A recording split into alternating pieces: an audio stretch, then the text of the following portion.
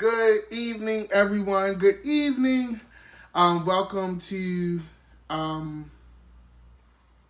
this edition of cabinet meetings. We have a lot to talk about.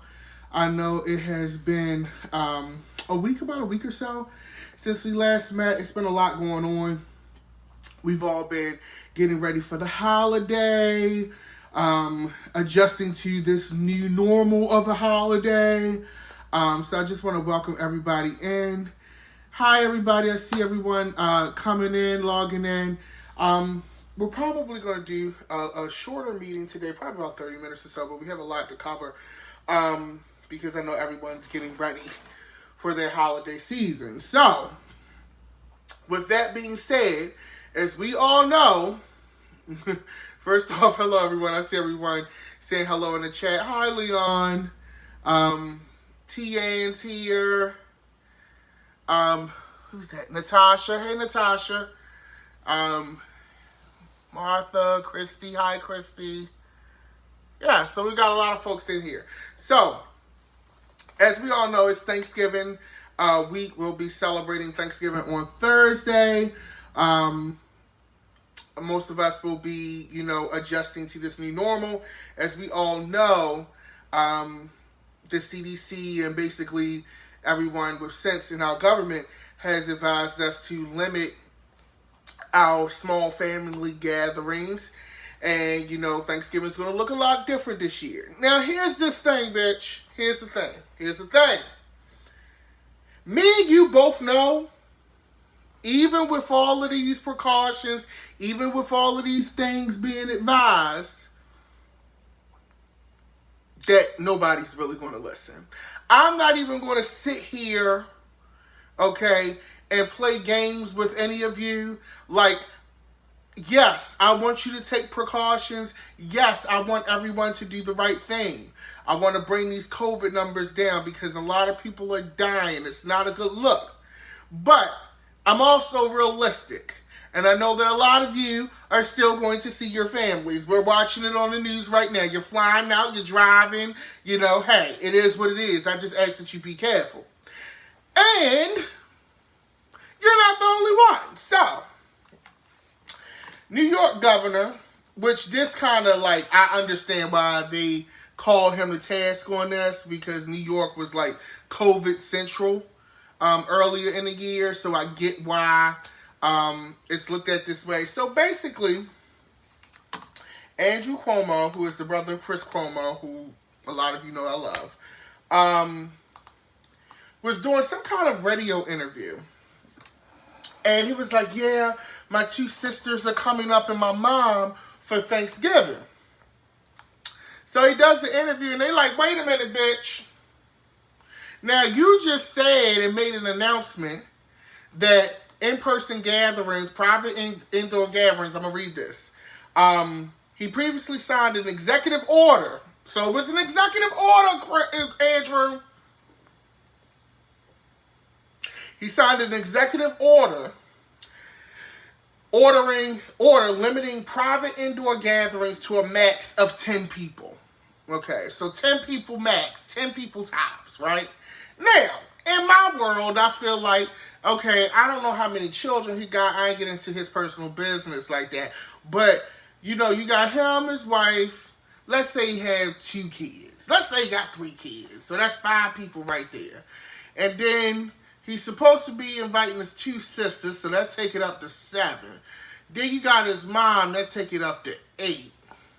So he cutting it close with that 10 max, okay? He cutting it close. He got room for 2 more children. But the thing is, his mother's like 89 years old. Like, his mother basically old as shit, right? And old people are super, super, super susceptible to catching COVID. So basically, they call them out.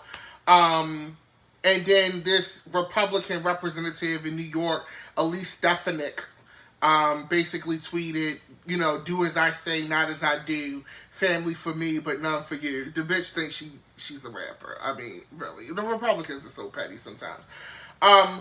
But he basically caught fire for this, in regards to that. So he retracted his statement. He goes and he reverses course, and he says, he talked to his mother and advised to her, and talked to his senior staff and advised that it wouldn't be smart for her to come over for Thanksgiving and shit. Now, here's my thing. Bitch, we know you lying. We know, ain't no way in hell, bitch, you telling your 89-year-old mother, okay, you ain't telling grandmama that she's not coming over for Thanksgiving. I don't even want to hear that bullshit. We know you lying, okay? Now, the thing is, here's the thing.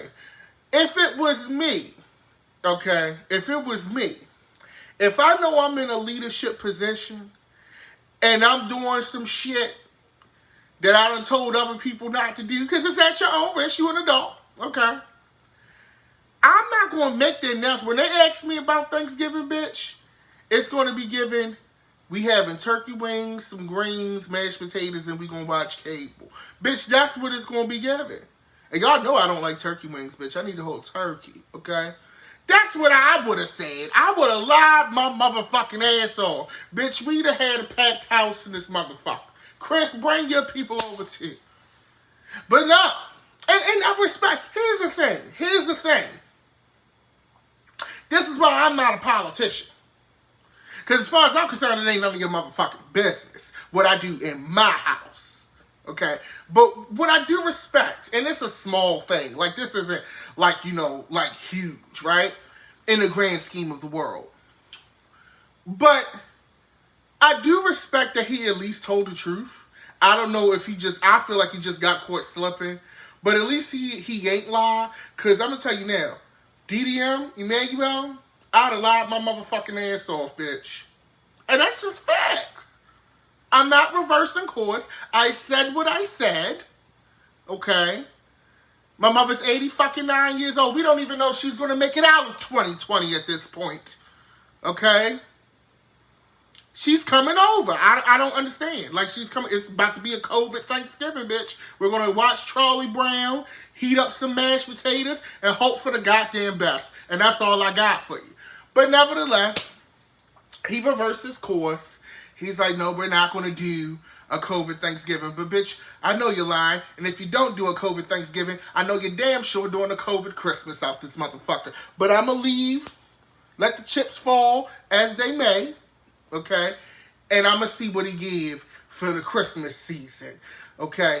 Now, the big thing that happened this week, rather, is Biden being allowed to transition. We officially can begin the transition process, bitch. What does that mean? What is transition? What does all of that mean, right? So basically, long story short, in a nutshell, when you win a presidential election, not overwhelmingly, but you win the popular vote in the Electoral College, the way that it should go, okay? Once that is established and the election is certified, then they begin what's called a transition of power, okay? In a transition of power, this is where the current administration that is in the White House, they give the incoming president access to secret documents, security briefings, details, all that good stuff, right? Now, for the longest time, that shit wasn't happening, okay? Because the excuse was, well, we don't know if he really won. It's litigation going on, okay? We still counting, we recounting. All of this shit just prolonging the inevitable, okay? Prolonging the inevitable. I could have told you he won Georgia 2 weeks ago. Anytime it came that close in Georgia, that mean the motherfucker won. Because Georgia usually red. Georgia is a blood state, bitch. They ain't cripping it all out there, motherfucker. The fact that it came that close, I already knew the man had won. Okay? But that's basically what a transition of power is. Okay? So, the GSA administrator, okay? So, the General Services Administration, okay? Now, you may ask, DDM, well, who the fuck is the GSA? What is the General Services Administration? Okay? Now, from what I read, okay, and I'm going to read you some of what I read. To me, it sounds like the human resources of the United States government. I could be wrong, but bitch, it's giving HR. Okay? That's what it's giving to me. Okay? So, the GSA, General Services Administration, I'm reading some of this from The Guardian. Shout out to The Guardian. Okay? The GSA is a huge agency that keeps the federal government functioning day to day. In order for a presidential transition to officially begin, the GSA had to recognize a presidential winner, or rather ascertain the apparent successful candidate in the general election. The Presidential Transition Act and other federal policies do not specify. So it's not in writing, bitch. All of this shit. Let me tell you something. Let me read this to you. The Presidential Transition Act and other federal policies do not specify how that process should work. But the process is meant to be apolitical. Now, see, this is what the fuck I be talking about. This is why we be in this shit that we be in. That's supposed to be in writing, okay? The United... I want all of my government employees who complain about their job and the red tape and how shit ain't never together, do not feel bad. The human resources for the goddamn White House ain't even together, bitch. How the fuck you don't have a transition process in writing? How was that not spelled out? Motherfuckers got a cell phone policy that you gotta sign. It's about 5 pages long, but we don't know how the goddamn president is supposed to take power. What's going on, HR? We need to call the ethics line. What's the tea? Okay? Now, in typical election years, it occurs without fanfare or discussion shortly after the race is called by major news outlets. In 2016, the agency began making office space available for the winning candidate's team as early as August, and a transition was able to begin after Hillary Clinton conceded to Trump the day after the election, bitch. Now, here's my thing. Okay? Basically, what you're saying, and Van Jones did a video on this. I think it was a TED Talk or some shit. I'm not sure. Van Jones always on TV crying and doing talks and shit. Love Van Jones, though. Van Jones has spoke about this briefly. Well, it wasn't briefly, bitch. It was actually in very good detail. I encourage you to go find it.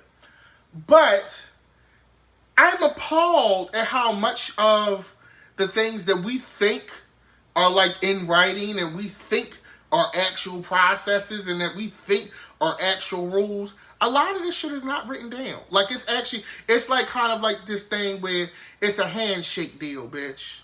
They playing with your life. Your government is playing with your life, bitch. They transitioning candidates off of a handshake deal. So typically they'd be like, all right, the news said whoever going to win, we're going to go ahead and do it. Now they got the right motherfucker in office who's like, wait a minute, where's that at? That's not in the rule book, bitch. This administration is the worst Uno player ever. Like, this is the administration that's going to pull out fucking directions, pull out rule books. You can't draw 4 on top of a blue 5. You can't. It's just going to be, they're just doing too damn much. Okay? And meanwhile, my government, your government, our government don't even have this shit in writing. So if he want to throw a skip on top of a draw 4 and say, fuck it, I skipped the draw, fuck it. It's really technically no rule saying that he can't. And that, my friends, is scary. This is your government. Okay? Now, with that being said, Trump has already, not Trump, child. Biden has already picked some of his cabinet members, and there's some behind the scenes, some, I don't want to call it messiness, but there's some shit going on. We might cover that next week. But Biden has already picked some of his cabinet members, and they're starting this transition period to be done. Okay. In regards to this. So, here's the thing. And I'm going to read to you what was holding it up. Emily Murphy, the administrator of the General Services Administration on Monday, formally designated President-elect Joseph R. Biden Jr. as the apparent winner of the presidential election, providing federal funds and resources to begin a transition and authorizing his advisors to begin coordinating with Trump administration officials. Okay, so this is HR, bitch. They giving you the money, resource fund, bitch. Y'all HR. I mean, that's how I'm taking it. I could be wrong, but they feel like HR. Okay. Miss Murphy's decision came after several more senior Republican lawmakers denounced her delay in allowing the peaceful transfer of power to begin. Okay. A delay that Mr. Biden and his top aides said was threatening national security and the ability of the incoming administration to effectively plan for combating the ongoing pandemic. In her letter, Ms. Murphy, who was a Trump appointee, said she was never directly or indirectly pressured by any executive branch official, including those who work at the White House or the GSA. She defended her delay by saying that she did not want to get ahead of the constitutional process of counting votes and picking a president. I do not think that an agency charged with improving federal procurement and property management, bitch, this is the leasing office, should place itself above the constitutionally based election process. So basically, HR and the leasing office, this is what the GSA is. They the leasing office, they HR, bitch. They was like, we want to wait out the results. And now, here's the thing. Right? Even though she is a Republican appointee, right? Even though she was appointed by Trump, I am annoyed by what she did, but me being devil's advocate and wanting to still have some shred of fairness and decency amongst all people, can also understand the other side of the coin of that. When you have a presidential race where motherfuckers is doing court cases, recounts, you got Lindsey Graham calling, states asking them to throw away votes and shit, I kind of would have waited a little bit too. I ain't even gonna hold you. That's just me. Okay?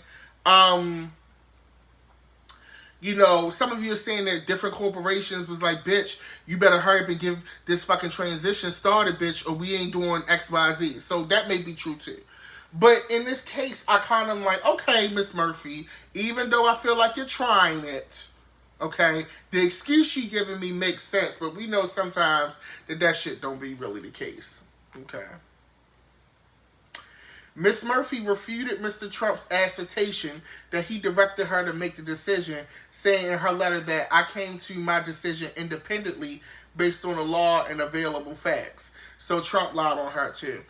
In her letter, Ms. Murphy says she made her decision on Monday because of recent developments involving legal challenges and certifications of election results. Okay. Likely referring to the certification of votes by election officials in several states and a string of court decisions that have rejected Donald Trump's, claims, in court that, we was cheating and shit like that and all that good stuff. Meanwhile, Trump is renovating Mar-a-Lago, preparing for his life past the presidency. My question is, I wonder who the fuck is paying for that in regards to that, okay?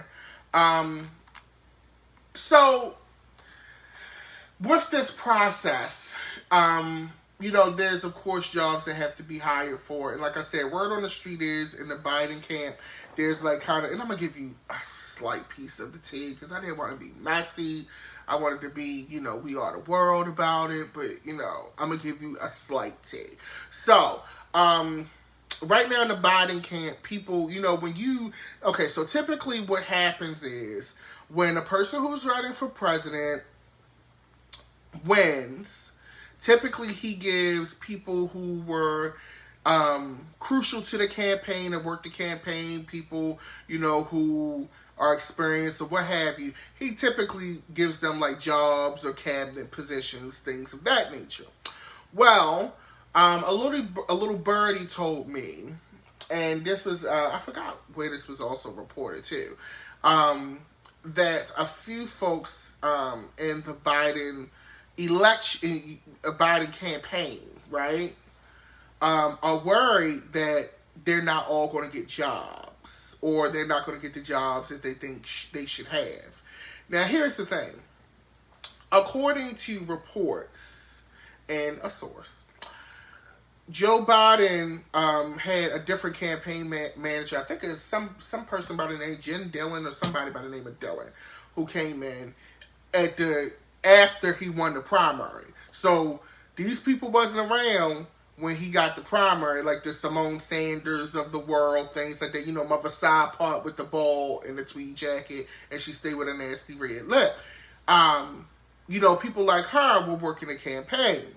However, word on the street is some of the people that were there from the beginning who may not be as experienced, I don't want to say as experienced in government, but they haven't known Joe Biden as long as some of these people, or they didn't feel, whatever kind of shit's going on. They're basically worried that they're not going to get jobs in the administration, or that they won't get the job that they feel that they deserve. Okay.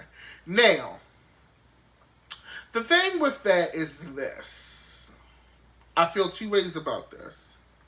Joe, don't try it. But I also feel like working a campaign and working the government, that's kind of like two different things, please. I'm just saying. Like, I'm all about, looking out. Like, you can, run the goddamn Chuck department at, the Pentagon or some shit. You can, like, be the head of, like, disbursement. I can get you a job in HR with the Pentagon or something. But just because you work the campaign doesn't mean that you know how to work a government.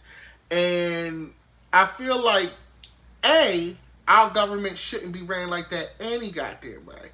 Like, we shouldn't be in a place where, I work the campaign, sis, so you gonna hook me up, right? Like, motherfuckers, this is not a job at McDonald's. This is not a job, at your local goddamn, cable company or some shit. This is the United States goddamn government. But the thing is, it's been that way for forever. And it's for as much as Trump likes to talk about joining the swamp, he low-key did the same goddamn thing. Well, didn't low-key, high-key. Shit, Linda McMahon from WWE got a goddamn job, bitch. Ask that bitch about a goddamn somersault. Don't ask her about shit about no government. You tell me about Lita and Molly Holly and them, bitch. Don't be trying to tell me about shit going on in national affairs. The fuck wrong with you? Okay? But that's how it happens. Now, the transition is officially kicked off as of yesterday. I will continue to monitor this, give you next steps, and I think next week what I want to do is I'm going to take a look into some of these cabinet picks that Biden has picked already, just so we can get kind of a feel of who the fuck we're going to be dealing with.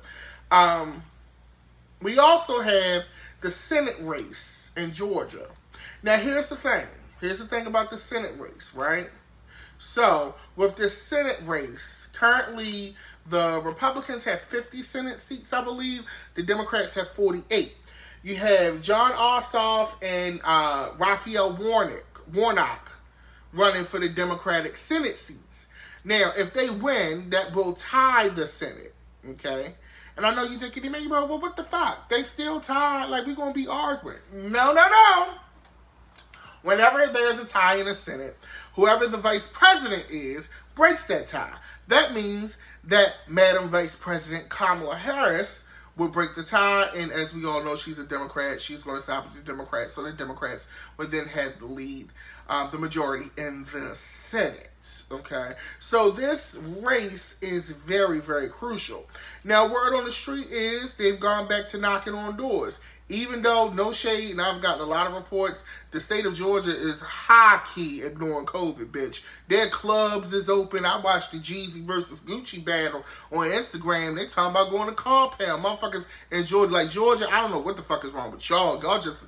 COVID don't exist in Georgia. I think it's like Stranger Things. The people just disappear when they die from COVID. We don't know what happened to them. COVID does not exist in Georgia, allegedly. Okay?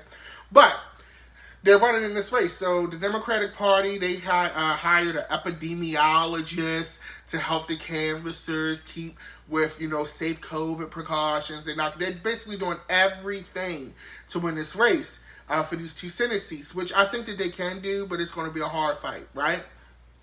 So, on November 18th, the absentee ballots, and this is for my Georgia people, my people that live in Georgia. This section is for you. Georgia, Georgia, this is for you. So, November 18th, absentee ballots begin going out. So, sis, you should have got your ballot by now. Even with the slow-ass post office, they started sending them out on the 18th, so they should be in your mail if you requested a mail-in ballot. December 7th is the deadline to register. Okay, to register to vote. If your dumbass ain't registered to vote for the goddamn presidential election, I don't know what the fuck. But if you still didn't do it for that one, you got till December the 7th to register. Then, on December 14th, it's beginning to feel a lot like Christmas. Early voting will begin on December the 14th. Early in-person voting will begin. And then January the 5th, 4 days after we ring in the new year, the election runoff will actually happen.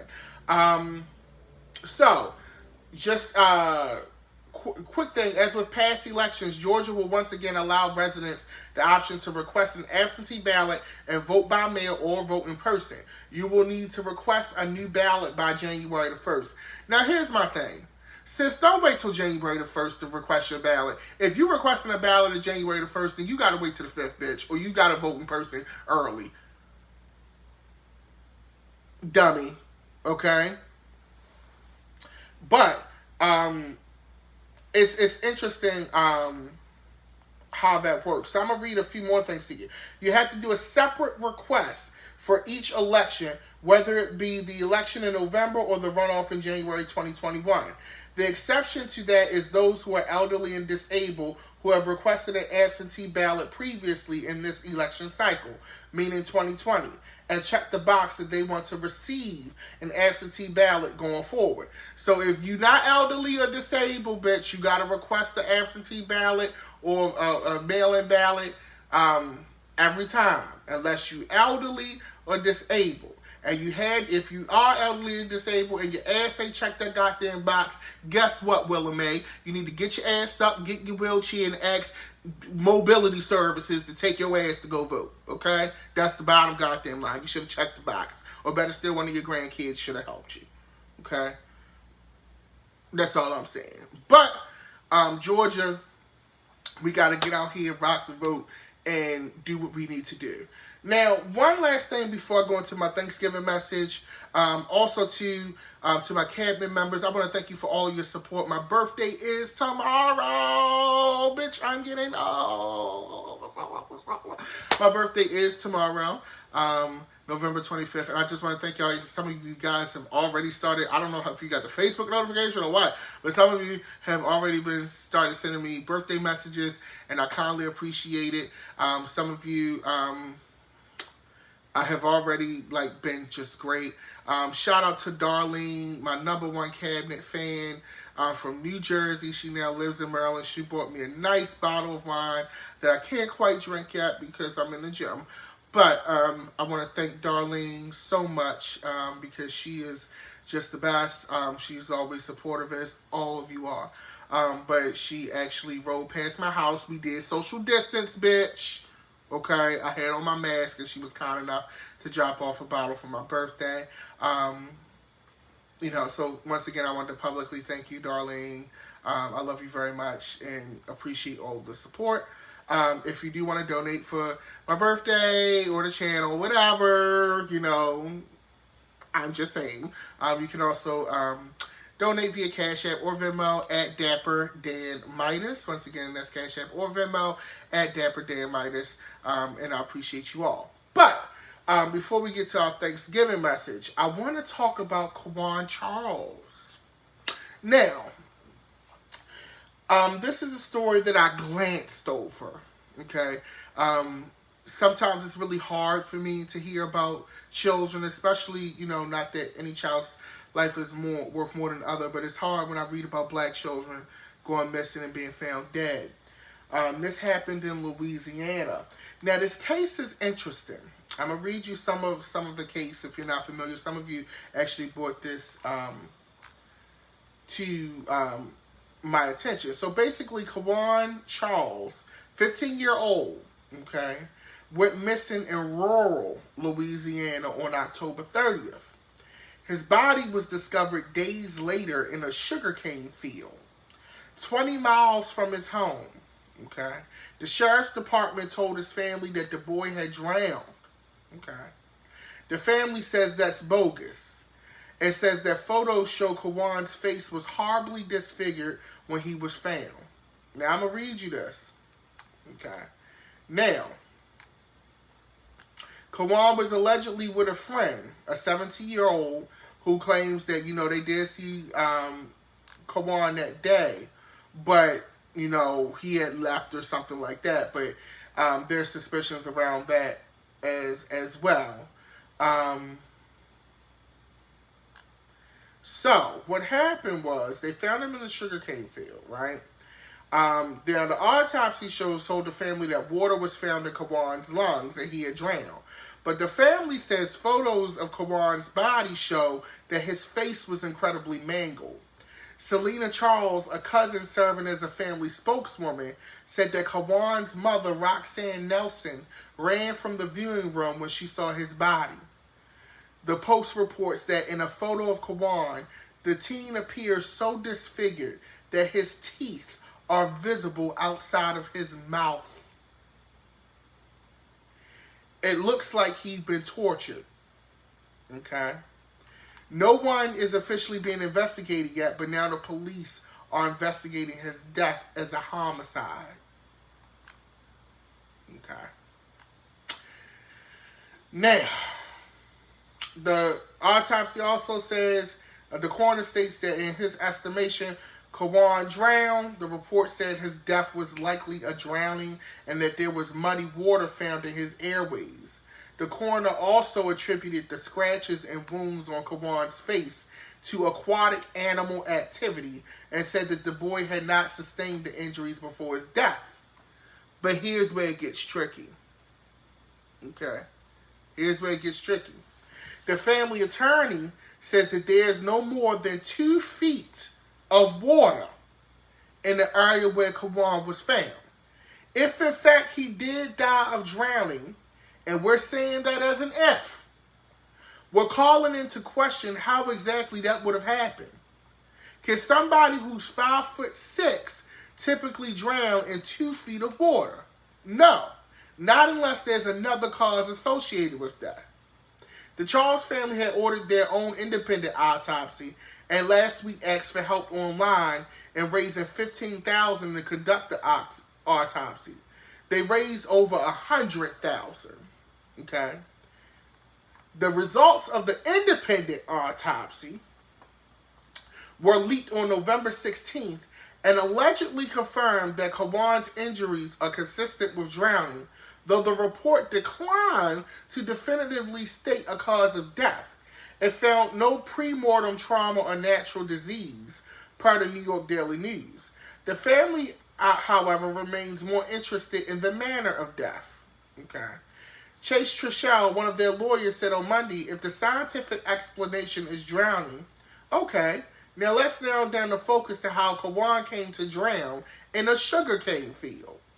He was an able-bodied person before he ended up face down in water that was ankle deep.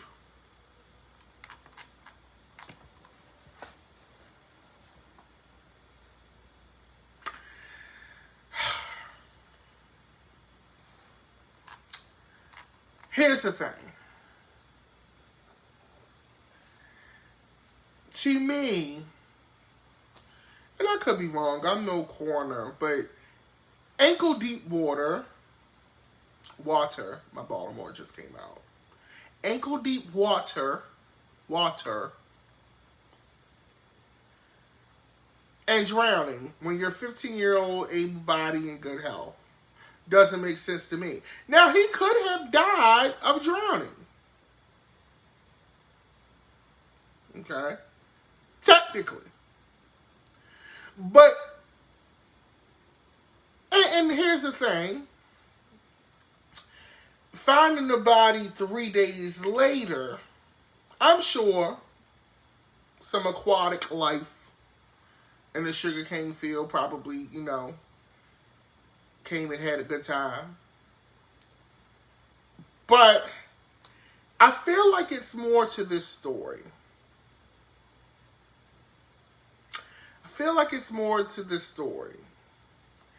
And I shared this story just so that, to bring awareness to it, because I always like to bring awareness to these things. I'm not going to sit here and pretend and play, Matlock or Jessica Fletcher, okay, that I know exactly what happened, because I don't. What I do know is that this looks a little suspicious. Not even a little, hella suspicious. And I think it needs to be investigated further. Part of me knows that we may not ever get an answer to this. Part of me knows this. But I find it really strange. And the reason why I shared this story, Cabinet, is because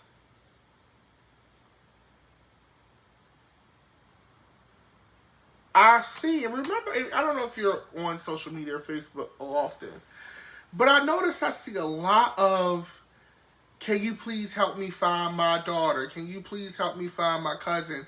My nephew is missing posts and pictures.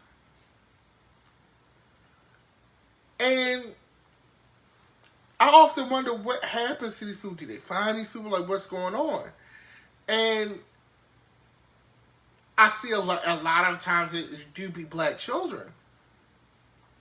And so when I read this story, it bothered me, it troubled me a lot. And like I said, I don't have the answers. I can't even wrap my head around what actually really happened and transpired. But something in me says that it's more to this story, obviously. And I just felt like you should know. Okay? Hopefully, his family gets some peace and they do get justice or closure for whatever may happen. With that being said, I want to close out on this holiday week. First off, thanking you. Being thankful for you tuning in every week. Thankful to you for your unwavering support. Thank you for you being therapy to me in some cases, and going along for this ride. I am thankful to each and every one of my cabinet members and anyone who supports, has shared, has commented, has threw shade. I love it all in these meetings. I also encourage you to really, really, really, take stock of your life this holiday season and this holiday week for some of you that may be off for the rest of the week after Wednesday. And really think about the life that you have, the life that you want, and where you're going.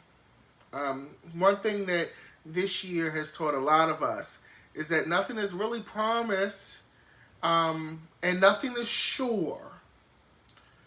We have a lot that we have to do in our lives, and a lot of things and goals that we want to reach.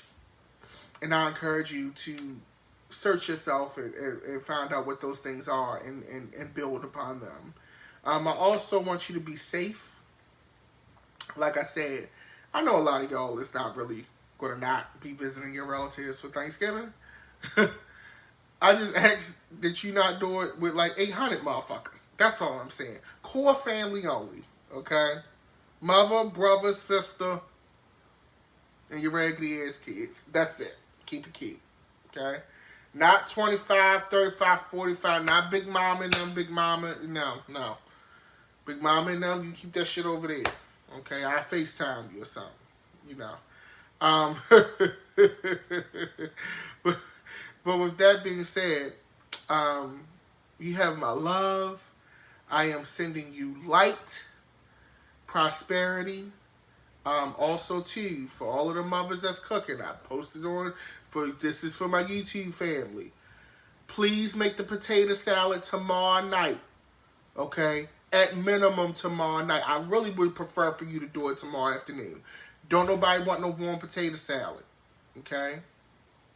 That's facts.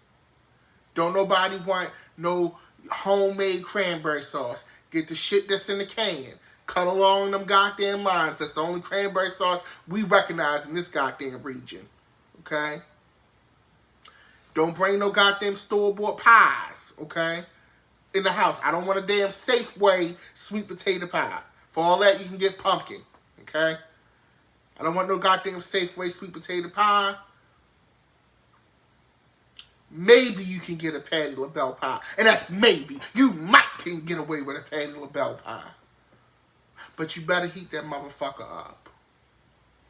With that being said, if you're not following me on social media, you can follow me on Twitter, Instagram, at DapperDammitis. If you're watching on YouTube, make sure you click the bell for notifications and follow the YouTube channel, youtube.com/Secretary of Shade. Y'all have a happy Thanksgiving. Watch Charlie Brown. And I will see y'all next week. Peace and love.